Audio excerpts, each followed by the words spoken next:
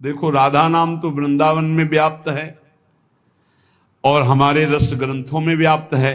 अगर गुरु के वचनों में विश्वास हो तो बिना नाम के भी कल्याण हो जाता है, ऐसे साधारण बोल देने पर। एक सीधा साधा गांव का भगत कभी कथा नहीं सुनता था, गाय चराता था गांव की।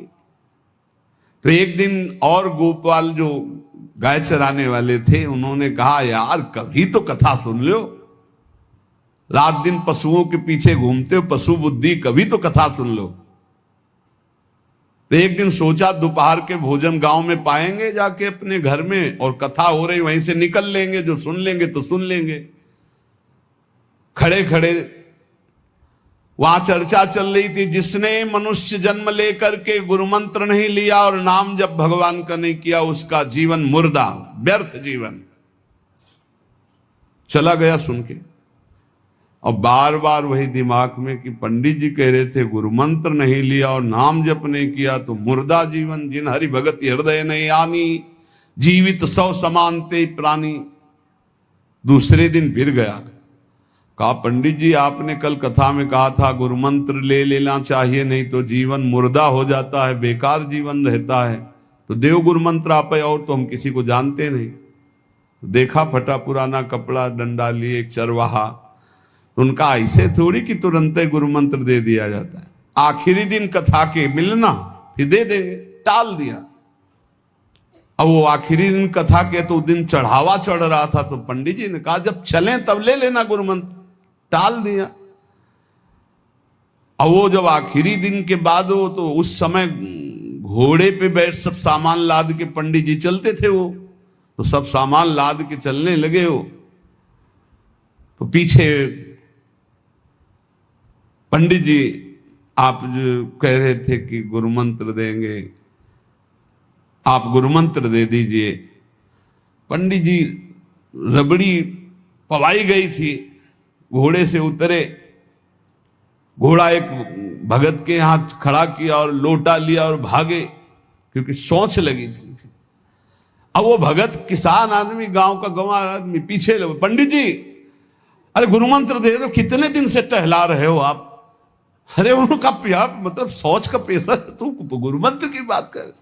और वो पीछे लगा कि अब हम नहीं जाने वाले, आपने सब सामान लाद ली थी, भगवान की कृपा कहो कि आपको सोच लगी आई, नहीं तो आप हमको तो गुरु मंत्र ही नहीं देते, हम आपको नाम पर विश्वास की बात।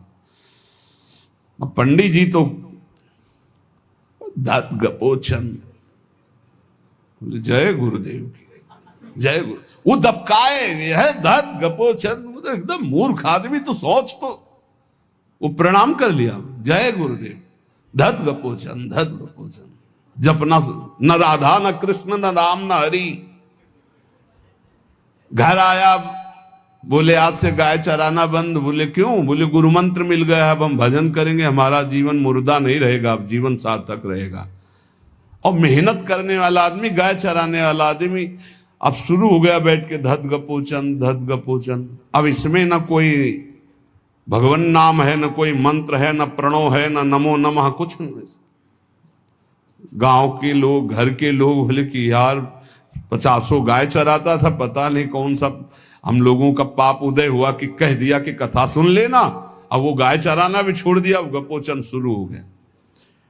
अब उसकी ऐसी लगन लगी, सहज सरल भोले जो होते हैं ना, हरिवंश महाप्रभु कह रहे हैं, मुनि मन ध्यान धरत नहीं पावत, करत विनोद संग बालक भट, दास अनन्य भजन रस कारण, जैसे हित हरिवंश प्रगट लीलानट। लालजू महाराज बड़े बड़े मुनियों के ध्यान में नहीं आने वाले, बड़े विनोदी। रुक्मिणी जी से कहा तैयार हो, भगत के दर्शन करने चलना है। रुक्मिणी जी ने कहा बहुत दिनों बाद आज आपको किसी भक्त की याद आई, प्रभु जरूर कोई महाभागवत होगा, हम चलते हैं। बोले बहुत विचित्र महाभागवत। चले, साधारण वेश में चलना है। जब गांव में गए, उस भगवान तो सर्वज्ञ ही है, उसके घर के दरवाजे में बैठ गए और रुक्मिणी जी से कहा कि पहले तुम मिल के आओ भगत के, फिर हम मिलेंगे। रुक्मिणी जी ने कहा हाँ ये उत्तम बात है, पहले हम उनको दर्शन दे के और दर्शन करके आती है। तो आंख मूंदे ऐसे, न खाना न पीना, धद गपोचन।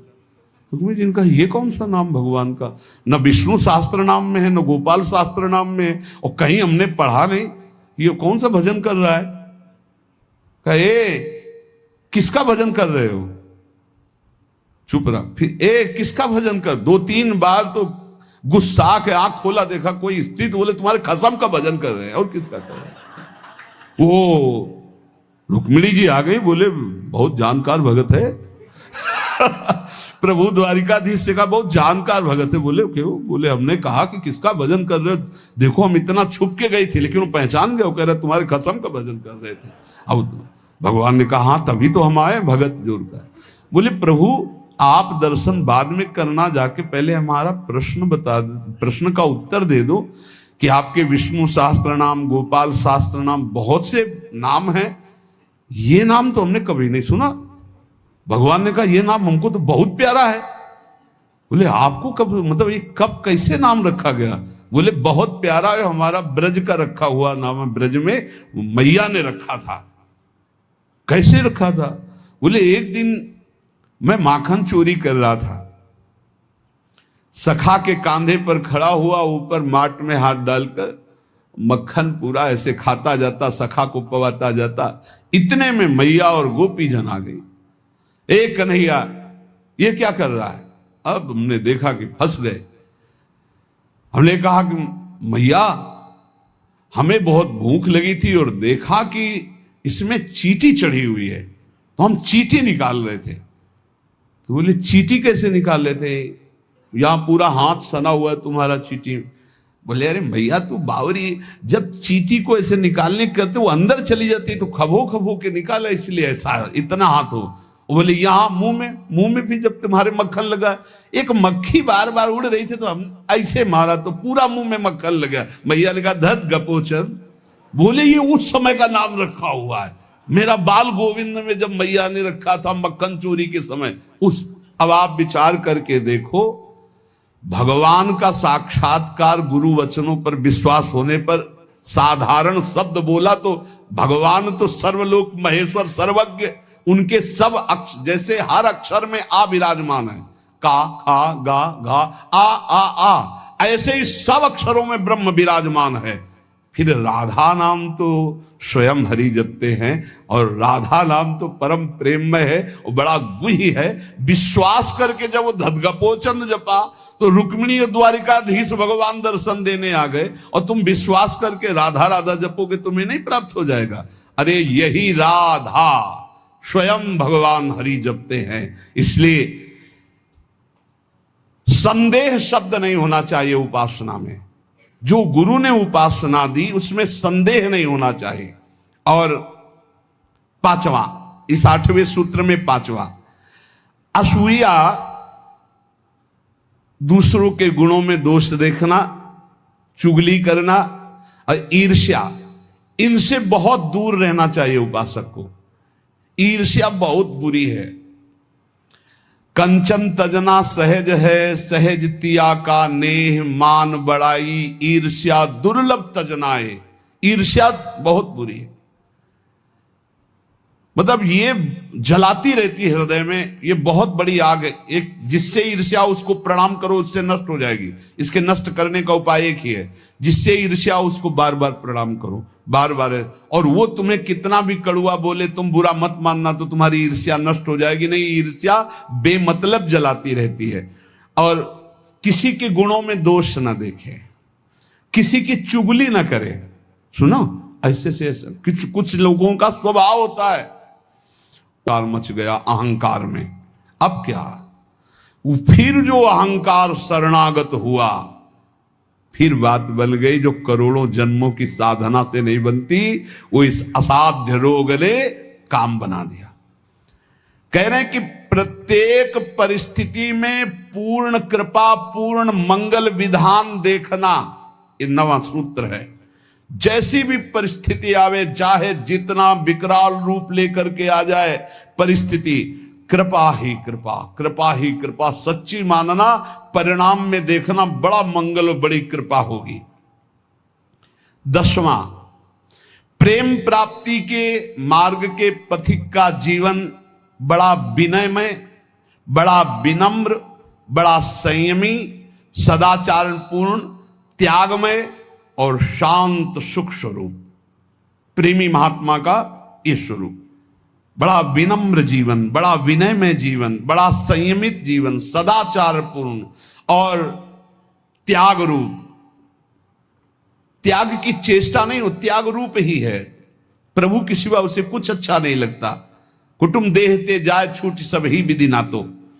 और अद्भुत शांति, अद्भुत शांति, कोई भी द्वंद्व आ जाए उसे अशांत नहीं कर सकता। 11वां, श्री राधा माधव के नित्य नूतन परमानंद प्रदान करने वाले पदों का गायन, उनकी सेवा, उनके प्रेमी जनों के दर्शन संभाषण, तब ऐसे प्रेमानंद की तरंगे हृदय में उछलती रहती है जिससे लीला रस में उसका प्रवेश हो जाता है। तब उसका लीला रस में प्रवेश हो जाता है। जीवन भर हमारा एक ही कार्य है साधना का, मय्येव मन आधत्स्व मयि बुद्धि निवेश है। प्रियालाल में मन लगाना है, प्रियालाल में बुद्धि लगानी। बुद्धि का काम है निश्चय करना, मन का काम है संकल्प विकल्प करना। अब निश्चय तो हमारा दृढ़ हो गया कि प्रियालाल ही हमारे हैं, निश्चय हो गया कि सुख है प्रियालाल में, बस ये झूठे संसार में नहीं। अब संकल्प विकल्प करने वाले मन को रूप के प्रियालाल के नाम में, रूप में, लीला में, धाम में लगाना है। श्री भगवत ऋषि जी महाराज कह रहे हैं, हम शिष्य श्यामा श्याम के गुरु, हम श्यामा श्याम। बड़ी ऊंची स्थिति की बात कह रहे हैं। ये तभी होती जब हमारा मन और बुद्धि का निश्चय केवल श्यामा श्याम में है। देखो, ये गुरु शिष्य का संबंध, प्रियालाल से संबंध दृढ़ होने के लिए है। वही श्यामा श्याम अपने स्वरूप का प्रकाश करने के लिए, प्रेम का प्रकाश करने के लिए, मार्ग का ज्ञान कराने के लिए गुरु रूप में विराजमान होते हैं, और कोई दूसरा नहीं। गुरु गोविंद न भेद कराए। लेकिन यह बाहरी व्यवहार का क्षेत्र नहीं गुरु शिष्य का, ये शुद्ध परमार्थ का संबंध है।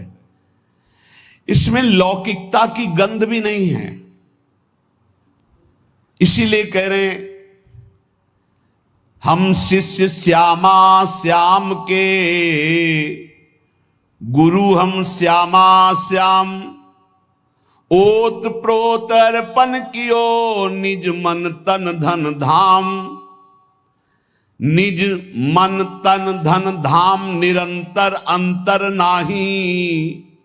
निस दिन दुख सुख संग असुचि सुचि घर बन माही। नस्वर नेह निमित्त देह नाते सो उपशम। भगवत हमारे प्राण सदा भगवत के हैं हम।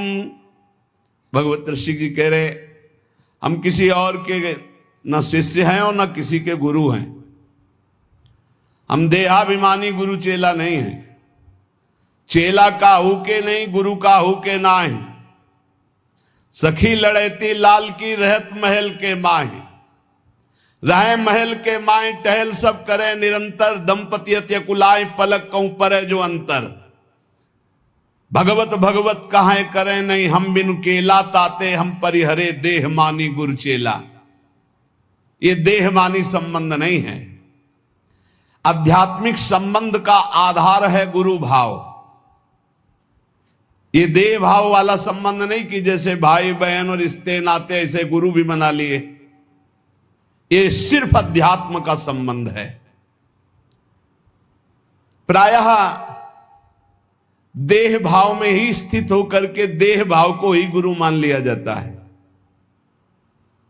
नहीं, ये देह भाव का नाश करने के लिए संबंध है गुरु शिष्य का।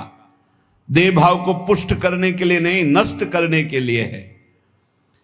अपने देह की उपेक्षा करके गुरु को सच्चिदानंद के स्वरूप में स्वीकार करना परमार्थ का स्वरूप है। गुरुर् ब्रह्मा गुरुर्विष्णु गुरुर्देव महेश्वरा गुरु साक्षात परब्रह्म तस्मै श्री गुरुवे नमः। तो गुरु का देह मंदिर है, उसके अंदर बैठा हुआ जो परमात्म तत्व वही गुरुदेव है। वही परमात्म तत्व कौन है? श्यामा श्याम। लौकिक मान्यता में मारे घूम रहे हैं। भगवत ऋषि जी कहते हैं हम चेला का हुके नहीं और गुरु का हुके ना ही।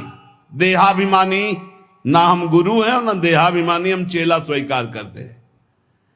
हम सखी लड़ेती लाल के रहत महल के माही, रह महल के माई टहल सब करे निरंतर। रात दिन अपनी प्यारी जू की सेवा में रहते।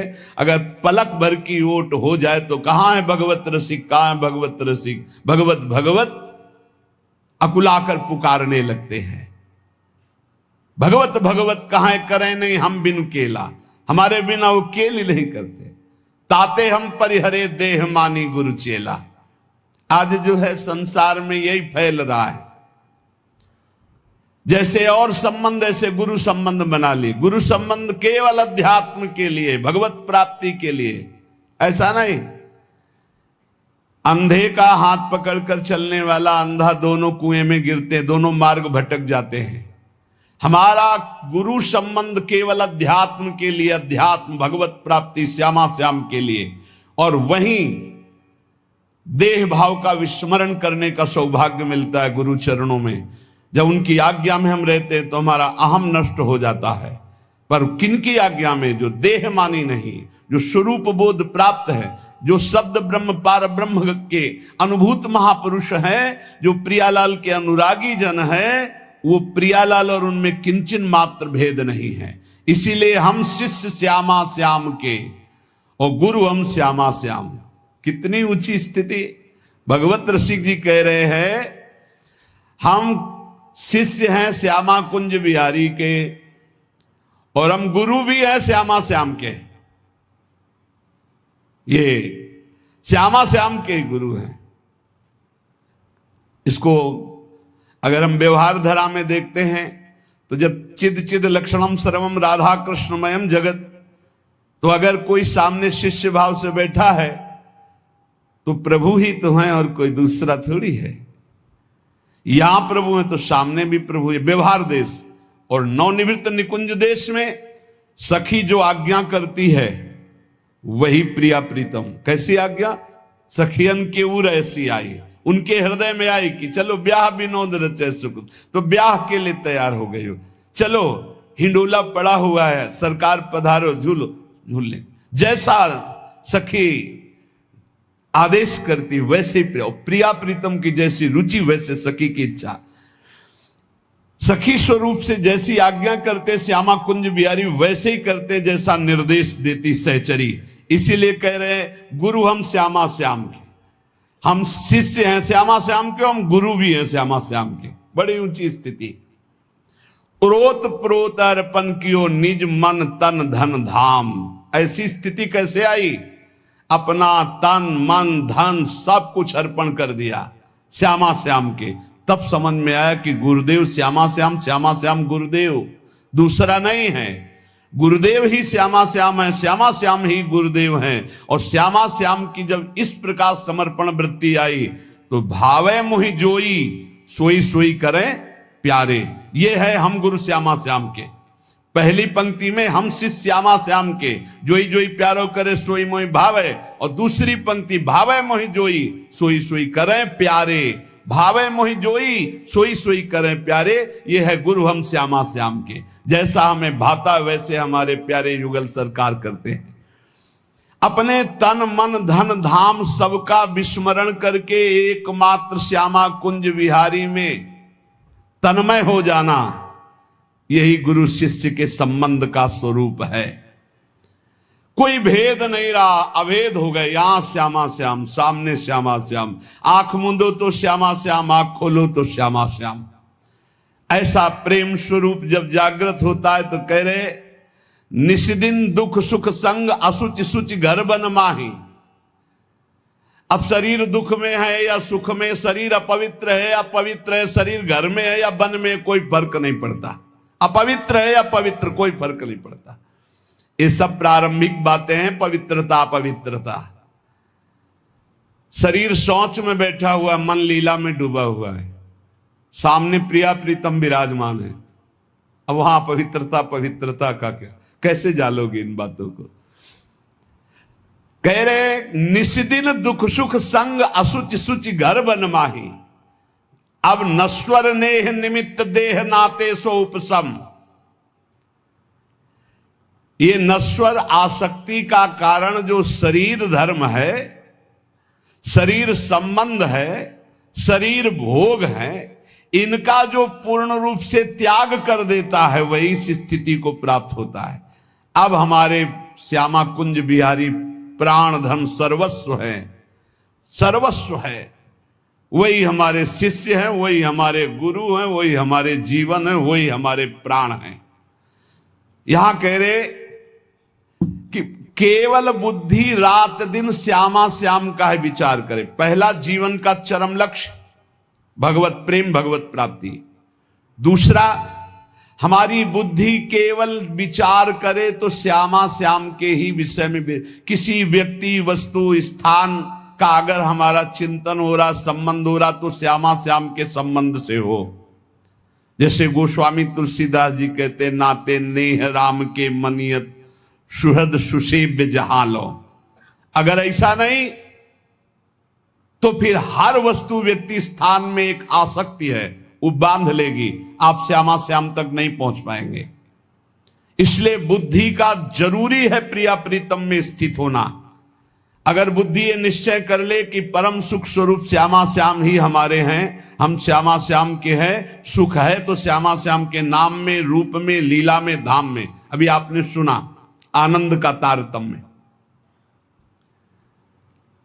तीसरा, इसलिए अपने जीवन को महाप्रेम में बनाने के लिए जो आप सत्संग में श्रवण करते हैं, ये बड़े सौभाग्य से श्रवण कथन का हमें प्रभु ने अवसर दिया है।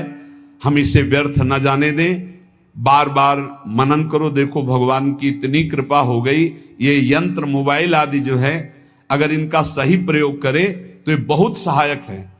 एक बार सत्संग हो गया, जो पकड़ पाए नहीं, हम 10 बार सुनेंगे तब तो हम पकड़ लेंगे न। तो 10 बार कैसे सुनते? अगर ये मोबाइल ना होते, ये यंत्र ना होते तो हम कैसे सुनते? बड़ी कृपा भगवान ने की। जैसे जैसे कलयुग हमारी स्मृति का अपहरण कर रहा है, तो भगवान के द्वारा प्रेरित होकर विज्ञान भी वैसी सहायता कर रहा है कि एक बार का सत्संग हमें पकड़ में नहीं आया तो हम 10 बार मोबाइल से सुन सकते हैं। बस हर चीज में गुण दोष है, तो मोबाइल के दोष को स्वीकार न करें। प्रपंच देखना, गंदी बातें देखना सुनना अगर शुरू कर दो तो दिन भर ही उसी में लग जाएगा।